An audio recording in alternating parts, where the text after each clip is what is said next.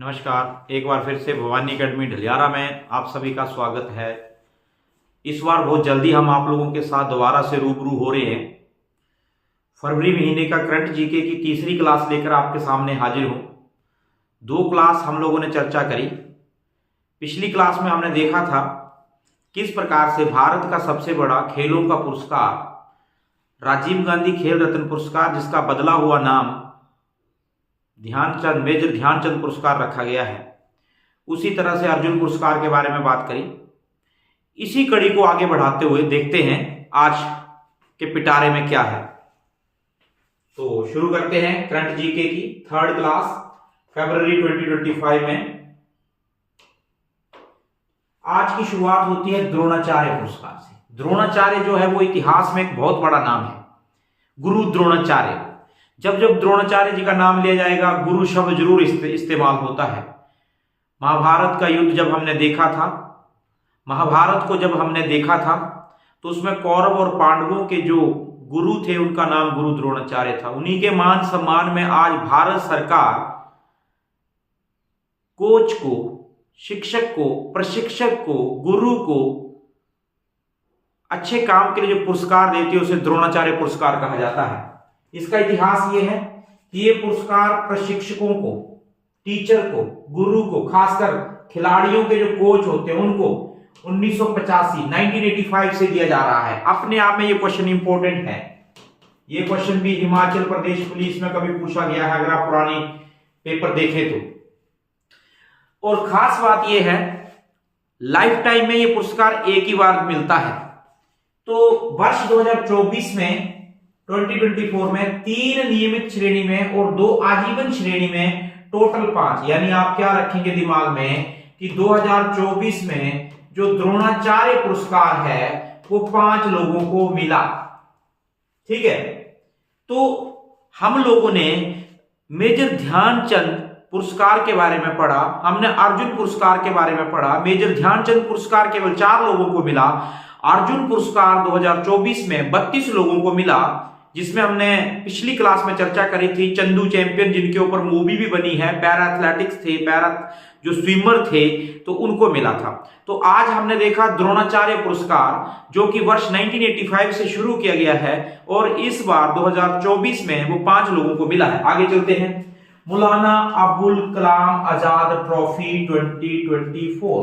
Maulana Abul Kalam trophy, नाम बड़ा है मौलाना अबुल कलाम, लेकिन इस ट्रॉफी की अगर हम बात करें तो ये जो हमारी यूनिवर्सिटीज होती है ना, इंटरवर्सिटीज जिसे आप बोलते हैं, यूनिवर्सिटीज के खेल कूद होते हैं, ये उनको दी जाने वाली ट्रॉफी है। मौलाना अबुल कलाम आजाद ट्रॉफी 2024। ये नहीं, एक बहुत बड़ा नाम है खेलो इंडिया यूनिवर्सिटी गेम्स। ये नाम याद रखना, खेलो इंडिया। बहुत सारी स्पोर्ट्स ऐसी है, एक सिंपल खेलो इंडिया ही है, खेलो इंडिया यूथ गेम्स ऐसे है ना, ऐसे ही खेलो इंडिया यूनिवर्सिटी गेम्स, इसमें यूनिवर्सिटी की गेम्स हैं। ये चंडीगढ़ विश्वविद्यालय ने इस बार जीती हैं। इनमें इनाम 15 लाख रुपया, 15 लाख रुपए इनमें इनाम जीतने वाले को मिला है। हालांकि मौलाना, अगर आपसे पूछा जाए कि हाल ही में मौलाना अबुल कलाम आजाद ट्रॉफी 2024 किस यूनिवर्सिटी ने जीती, तो आंसर रहेगा चंडीगढ़ यूनिवर्सिटी। चलो आगे चलते हैं। नेक्स्ट, हाँ जी,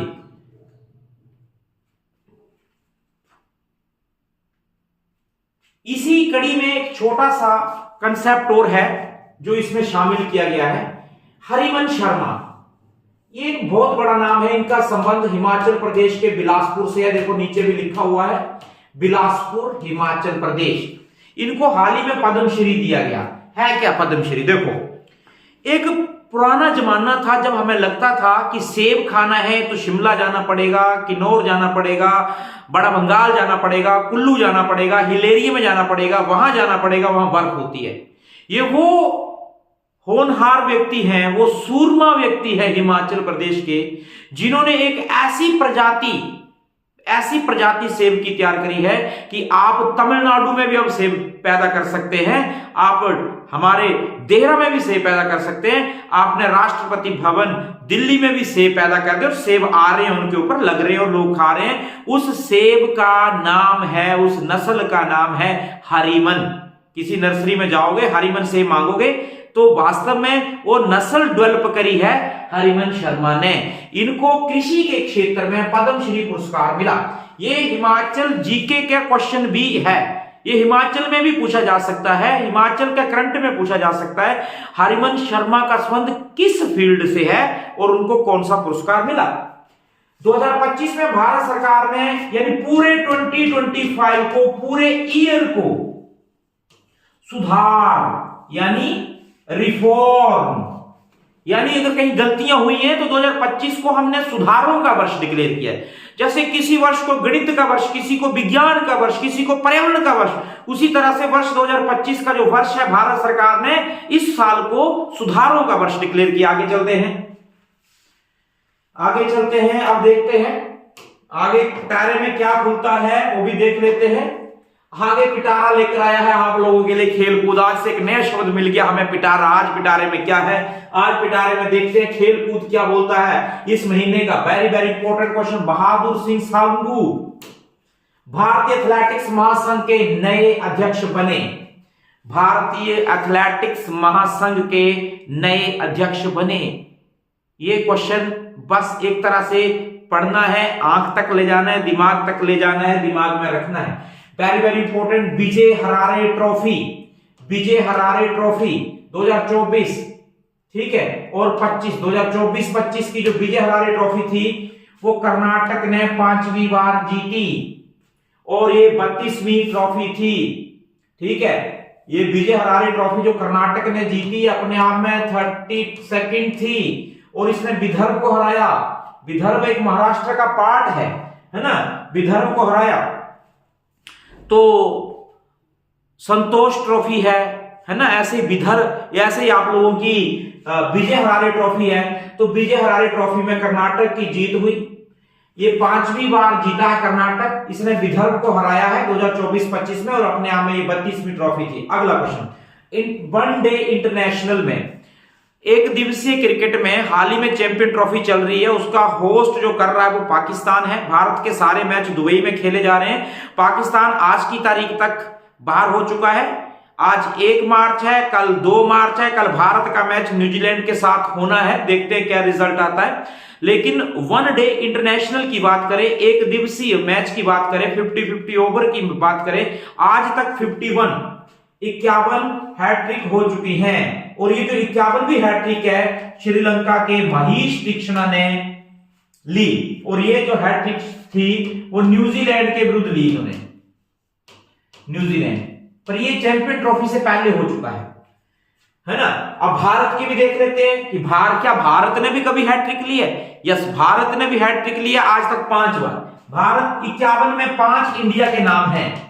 भारत की पहली हैट्रिक बनी थी 1987 में चेतन शर्मा के नाम, ठीक है जी। उसके बाद सेकंड जो बनी थी वो बनी थी 1991 में कपिल देव के नाम, ठीक है जी। उसके बाद जो 2 बनी थी 2017 और 2019 में वो कुलदीप कुमार यादव यानी कुलदीप यादव के नाम बनी थी वो 2। और लास्ट वाली जो बनी है वो मोहम्मद शामी के नाम बनी है। यानी भारत के नाम सिर्फ 5 ही हैं, चेतन शर्मा, कपिल देव, कुलदीप यादव और मोहम्मद शामी। भारत ने 5 ही ली हैं। अब आता है वेरी वेरी इंपॉर्टेंट संतोष ट्रॉफी। बच्चे, जितना इंपॉर्टेंट आपका विजय हरारे ट्रॉफी था ना, उतना इंपॉर्टेंट संतोष ट्रॉफी है। विजय हरारे ट्रॉफी का संबंध क्रिकेट से है तो संतोष ट्रॉफी का संबंध फुटबॉल से है। और याद रखें, फुटबॉल की टीम नहीं होती थी, फुटबॉल के क्लब होते थे। और भारत का तो पहला क्लब ही मोहन बागान था, पश्चिम बंगाल। आज भी इंडिया में फुटबॉल की टीम वर्ल्ड कप में क्वालिफाई नहीं कर पा रही है। हालांकि इंडिया वर्ल्ड कप नहीं खेलती है और हम लोगों का क्रिकेट में ज्यादा झुकाव है, फुटबॉल में नहीं है। लेकिन फिर भी आज भारत के, अगर आपसे कोई पूछे जब वर्ल्ड कप चल रहा होता है फुटबॉल का, फीफा वर्ल्ड कप चल रहा होता है, तो भारत का कौन सा राज्य है जो फुटबॉल को बड़ी लोकप्रियता से साथ देखता है, तो आंसर रहता है पश्चिम बंगाल। आज भी पश्चिम बंगाल, वेस्ट बंगाल हमारा एक ऐसा स्टेट है जिस जहां के लोगों का फुटबॉल में बहुत ज्यादा इंटरेस्ट है। यहां तक कि इंडिया का पहला टीम बोलो या पहली क्लब बोलो, मोहन बगान का संबंध भी पश्चिम बंगाल से ही था। और यहीं से मैं आपको क्वेश्चन बता रहा हूं कि यही पश्चिम बंगाल जो है वो संतोष ट्रॉफी, 78वीं संतोष ट्रॉफी जो थी पश्चिम बंगाल ने जीती। इंपॉर्टेंट क्वेश्चन, खास बात यह है 78 में से आज तक 33 बार तो पश्चिम बंगाल ही जीता है। तो पश्चिम बंगाल ने रिकॉर्ड 33वीं बार जीती फुटबॉल की है ये। देखो इस पेज में ना बहुत कुछ था, अभी देखा जाए तो ये बहुत ऐसा हो गया है। थोड़ा इसको मैं हटा देता हूं, आप दोबारा से देखेंगे। देखो बहादुर सिंह साहू की बात कर रहे हैं, वो भारतीय एथलेटिक्स महासंघ के नए अध्यक्ष बने। ये एक तरह का एक ऐसे समझो क्रैक करने वाला, क्राइम करने वाला, रट्टा लगाने वाला, इस तरह का क्वेश्चन है। विजय हजारे ट्रॉफी क्रिकेट की बात करते हैं, ये कर्नाटक ने जीती, इसमें विदर्भ को हराया, ये 32वीं थी। ये 3 चीजें तो है इसमें। कर्नाटक ने 5वीं बार जीती। थोड़ा और एक्सप्लेन कर दिया आप लोगों के साथ, थोड़ा और सीखने के लिए कि कर्नाटक जीता। हाँ जी, कर्नाटक 4 बार पहले भी जीत चुका था, ये 5वीं बार थी। ठीक है जी, किसको हराया? विदर्भ को हराया। हाँ जी, ये किससे संबंधित है जी? क्रिकेट से संबंधित है। उसके बाद हमने बोला ओडीआई, वनडे इंटरनेशनल में 51 हैट्रिक हो चुकी है। हालांकि ये जो महेश तीक्ष्णा है ये श्रीलंका से है। हाँ लिखा भी है, श्रीलंका के महेश तीक्ष्णा ने ये हैट्रिक ली, न्यूजीलैंड के विरुद्ध ली। अब जब 51 हो चुकी है तो मन में विचार आता है क्या भारत की भी है? तो भारत की बात करते हैं तो भारत की जो हैट्रिक बनी है आज तक 5 बनी है। नंबर 1 पे बनाई थी चेतन शर्मा, कपिल देव, कुलदीप यादव 2 बार और मोहम्मद शामी 5 हुई है। तो 78वीं संतोष ट्रॉफी फुटबॉल से जिसका संबंध है पश्चिम बंगाल ने जीती और पश्चिम बंगाल रिकॉर्ड 33वीं बार जीता। तो आगे चलते हैं। अब आता है हमारा राष्ट्रीय और अंतर्राष्ट्रीय दिवस जो भी जनवरी में हुए हैं। जनवरी के राष्ट्रीय अंतर्राष्ट्रीय, पहला है प्रवासी भारतीय दिवस 9 जनवरी। इसके ऊपर हमने डिटेल में चर्चा कर ली है पिछली क्लास में, उससे पिछली क्लास में, कि 18वां प्रवासी दिवस मनाया गया, उड़ीसा के भुवनेश्वर में मनाया गया।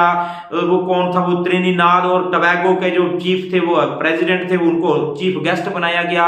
ये 18वां था, पहला 2003 में मनाया गया, दिल्ली में मनाया गया। अटल बिहारी वाजपेयी के जमाने से इसको मनाने की प्रथा है, प्रवासियों को सम्मान है। और सबसे बड़ा प्रवासी महात्मा गांधी को माना गया। उसके बाद है विश्व हिंदी दिवस, ये बहुत इंपॉर्टेंट है, विश्व हिंदी दिवस।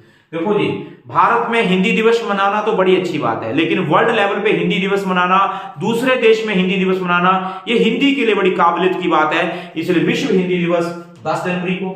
थल सेना दिवस, इंडियन आर्मी की बात करते हैं, थल सेना का अपना है 15 जनवरी को।